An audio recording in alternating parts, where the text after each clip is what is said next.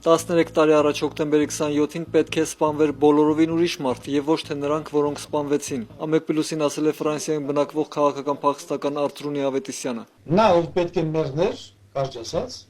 նա հիմա էլ ոչ է, ես գիտեմ ով է նա, գիտեմ նրա անունը, գիտեմ որտեղ է բնակվում։ Ավելին առայժմ կարգալույց եղած հոգևորական այդ մարդու մասին չի կարող ասել միայն դատարանում։ Նա կենթանի է մնացել բացառապես միմիայն Սերժ Սարգսյանի ուրեմն ջանքերով։ Մեր զրուցակիցը տեղեկություններ ունի, որ 1999-ի հոկտեմբերի 27-ին խորհրդարանում տեղի ունեցած ռուսների վրեժ խնդրություններ Հայաստանի հանդեպ։ Ըստ նրա 1991-ին խորհրդային միության փլուզումն արագացնելու համար հայերը դիվերսիա են իրականացրել Ռուսաստանում եւ դա եղել է քաղաքական դիվերսիա։ Վրեժի գաղափարը ռուսների մոտ ծագել է միայն դիվերսիայից 6 տարի հետո։ Որովհետև այդ ժամանակ է բացահայտվել դա։ Մեր զրուցակիցը չի ասում, թե Ռուսաստանում հատկապես ինչ դիվերսիա է արել այդ մարդը, որը պետք է սպանվեր հոկտեմբերի 27-ի 9 զոհերի փոխարեն։ Արել է այն, ինչ որ պետք է արվեր, եւ ես գտնում եմ, որ տեղին է արել։ Այդ մարդը, որը Տեր-Պետրոսյանի կառավարության ներկայացուցիչ է եղել, ըստ Արթուր Ավետիսյանի 97 թվականին իր արարքով հպարտացել է ազգային անվտանգության եւ ներքին գործերի նախարար Սերժ Սարգսյանի մոտ, որն իր հերթին տեղի ունեցածի մասին անմիջապես զեկուցել է Ռուսաստանին։ Սերժ Սարգսյանը շատ հաջող դիրքով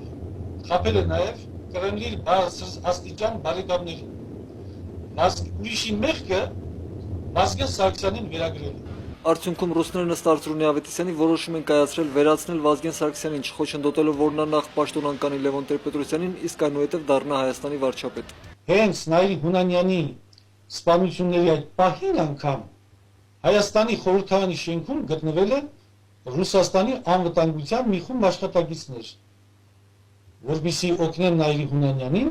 իր սև գործը կատարելու համար։ Այսօր Ֆրանսիայում բնակվող այս մարդը մեկ վայրկյան չի կասկածում, որ տիրապետում է հոկտեմբերի 27-ին տեղի ունեցածի ամբողջ ճշմարտությանը։ Ասում է, որ իրեն օգնել են մեր պաշտպանության նախարարությունից։ Վստահեցնում է, որ Նայիրի Հունանյանը ազգային ժողովի շենք մտնելիս գիտեր, որ պետք է սպանի Վազգեն Սարգսյանին եւ Կարեն Դեմիրճյանին, որովհետեւ նա ով պետք է լիներ հոկտեմբերի 27-ի ենթադրյալ զոհը խորհրդարանում չէր, որովհետեւ պատգամավորել չէր։ Արթուր Ավետիսյանը դեմ չէր լինի, եթե իրեն դատի տային այս բացահայտումների համար։ Ես պատրաստ եմ, որ ինձ դատարան տանեն։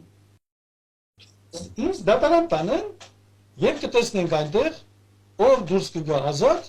եւ ում դատարանի գալիչից կտանեն կրանավորված։ Առայժմ հայտնի չէ, թե որ երկրի դատարանից ինքը ազատ դուրս կգար Հայաստանի, թե Ֆրանսիայի։ Մհեր Արշակյան, IPV